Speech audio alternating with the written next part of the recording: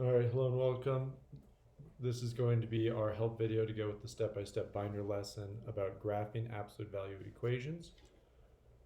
Before we start writing out our steps, let's review a little bit about absolute values. So what is an absolute value? The easiest way to think about it is on a number line. So if I've got a number line here, going to the right of 0, I've got positive numbers. To the left, I've got negative numbers. This point right here is at position 2. It also is, let me just draw this a little bit above, 2 units away from 0. But if I put a point over here at -1, the coordinates of this point is -1, but how far away is this -1 from 0? Well, it's still just 1 unit away from 0. So for positive numbers, the absolute value matches the position number on the number line. But with negative numbers, the absolute value is the positive form of that negative.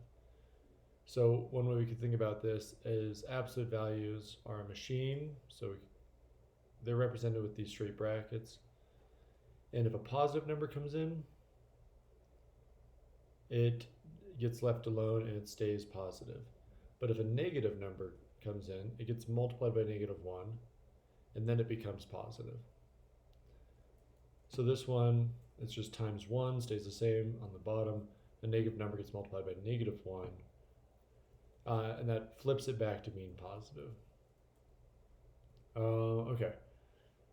Now, when we talked about solving absolute value equations, if there was an x inside the absolute value bracket, so we'll say like 2 equals the absolute value of x plus 1, what we did is, well, let's make this a little more complicated. We'll say 2 equals the absolute value of 2x plus 1 in the absolute value brackets -4, or let's make that -5. All right, in order to solve this, we first isolated the absolute value brackets. We add 5 to both sides.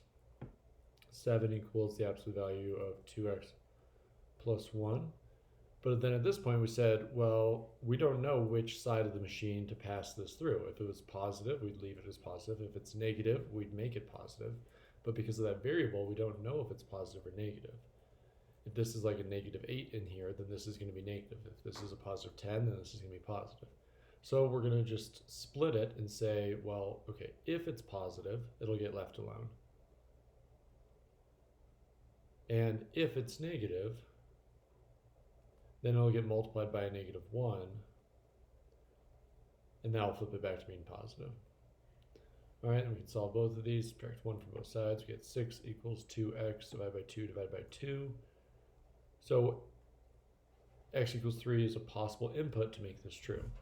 Now over here, got to distribute that negative, so 7 equals -2x minus 1, plus 1 plus 1, 8 equals -2x divided by -2 divided by -2.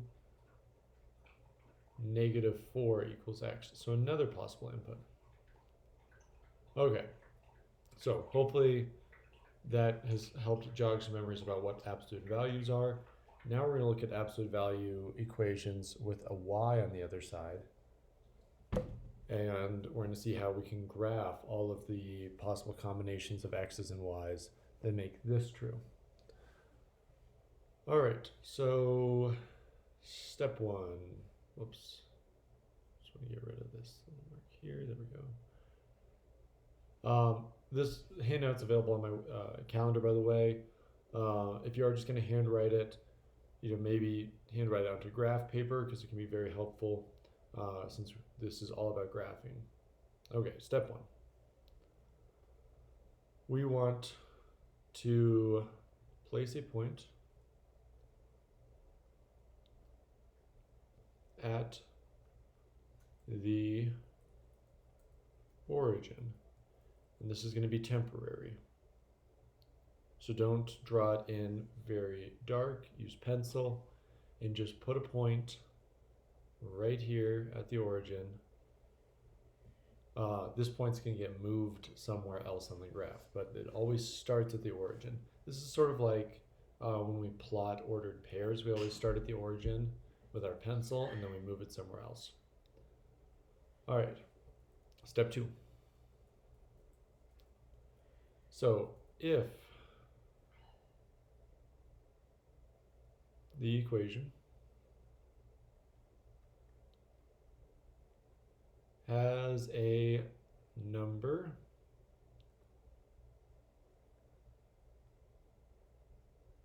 right after x,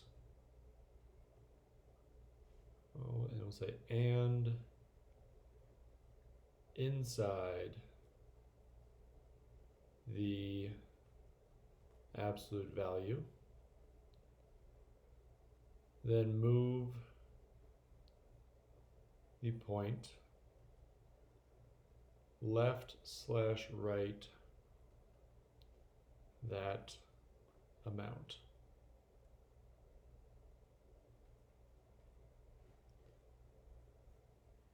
All right, and this one, it's kind of sometimes backwards to what you would think, depending on how you think about it. But if it's addition, we want to move left, which I think a lot of people move right with addition. But it's actually left. And if it's subtraction, you want to move right.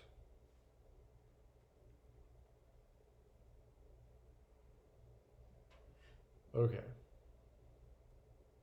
So let's read this, make sure it makes sense. If the equation has a number right after x and inside the absolute value, then move the point left/right that amount. So let's see, in equation number 1, yeah, we've got that. We've got a -4. So I want to take this point and I want to move it 4 to the right. Look, minus goes right. So 1, 2, 3, 4, and this point is moved over here. And actually this point can be erased because it's gone. It physically moved to right there. All right, step 3.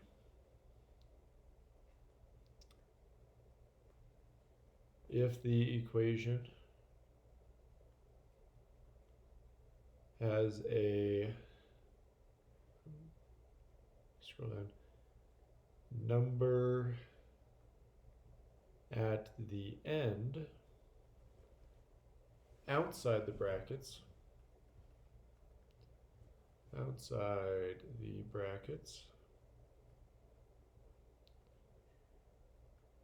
move the point up/down that amount. And this one kind of does make sense. Positive, move up, negative, move down. All right, so you'll see our absolute value equations, they kind of have these two levers to move us left and right, then up and down. So let's draw a little picture here to kind of go with that. If I've got y equals the absolute value of x, right here, this is where you can move left/right. And if you put a number right here outside the brackets, you can move up/down. And now we can put that point anywhere on the graph, and now we want to start calling that point our vertex. So this point right here is our vertex. Okay, still a couple more steps. We've just found one point on this graph. Now we have to attach a whole bunch more points to it. So here's how we do this. Step 4. So we don't need to do step 3 with problem number 1 because there's nothing being added on at the end. This is the final location of our vertex. We will have to with problem number 2, but we'll cross that bridge when we come to it. So step 4, the coefficient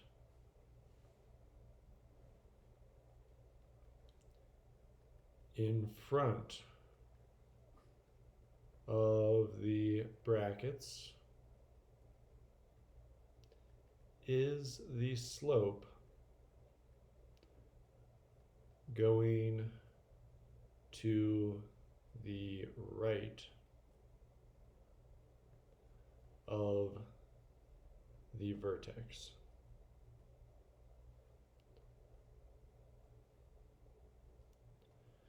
The coefficient in front of the brackets is the slope going to the right of the vertex. If you don't see a number,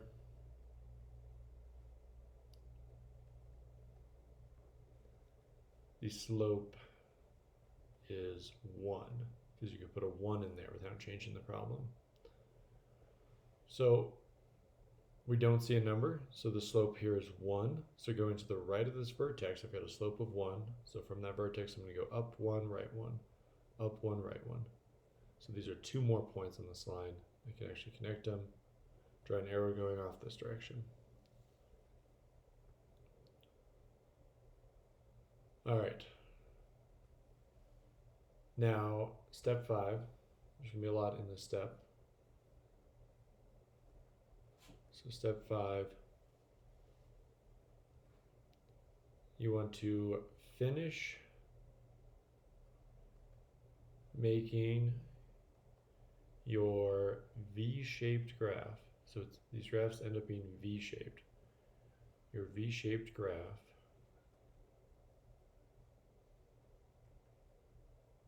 by adding another line symmetrical to the line you just drew. And it should be symmetrical over the vertex. And so it's going to have the exact opposite slope because of this. All right, so I'll show you what that looks like on this one here. So our axis of symmetry would be a vertical dotted line that goes right through that vertex.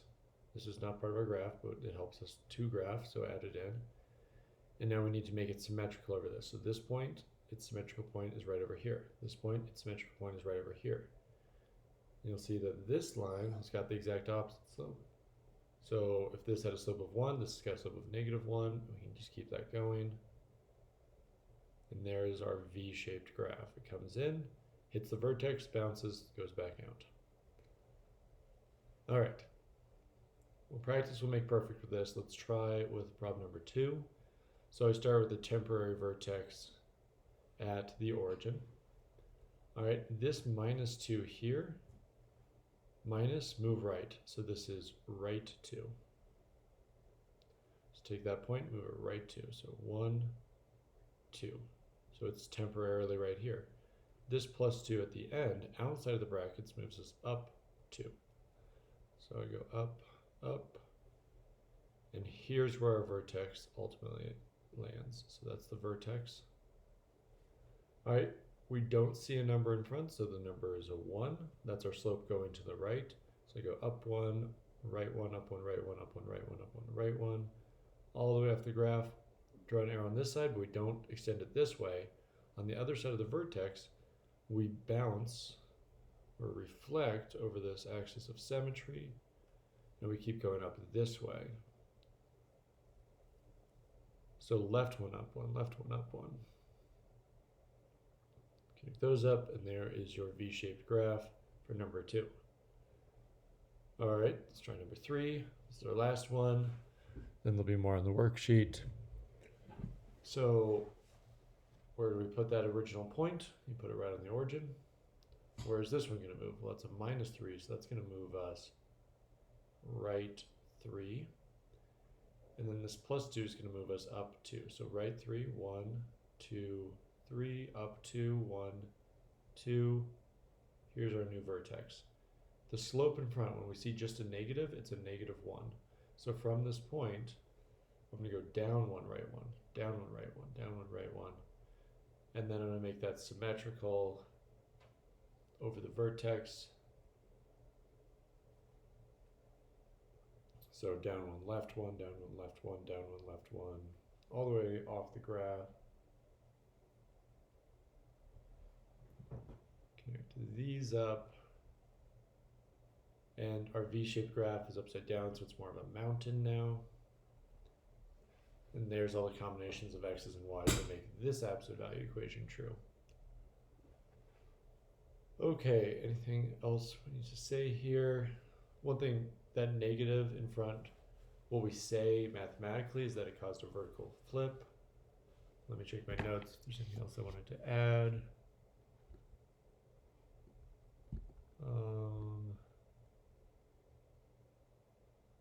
Nope, that's all I got over here. Oh yeah, a way to double check that we've done it right. That's always a good thing to finish with. Let's double check that graph 3 is graphed correctly by picking a point way out on one of these arms. So I'll pick this point right here to double check. This is the ordered pair -2, -3. Let's make sure that that makes this equation true. So y equals negative absolute value of x minus 3 plus 2. Let's plug in those values. So -3 equals negative absolute value of -2 minus 3, close the absolute value plus 2. -3 equals negative absolute value of -5 plus 2. -3 equals negative. This negative goes away because of the brackets, so -5 plus 2. -3 equals -3. Check sound. Okay. All right, we'll call it good there. Have a good rest of your day.